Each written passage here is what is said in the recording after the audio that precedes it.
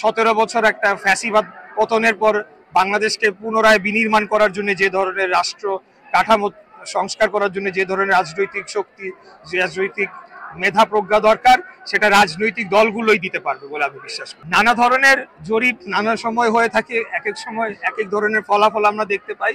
তাই এই জরিপগুলোর ব্যাপারেও খুব ভরসা রাখা যাচ্ছে না।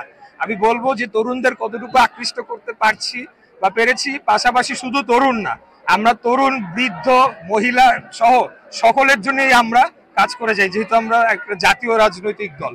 তাই আমি বলবো নির্বাচনের দিনই আপনারা বুঝতে পারবেন বা ফলাফল ঘোষণার পরে যে আমরা আদৌ তরুণদেরকে আকৃষ্ট করতে পারছি বা পেরেছি কিনা, বা আমাদের পরবর্তীতে কি করণীয় যদি না করতে পেরে থাকি সেটা তখন আলোচনা করা। আপনাদের সাথে আছে আমাদের সামনে এসে উপস্থিত হয়েছে।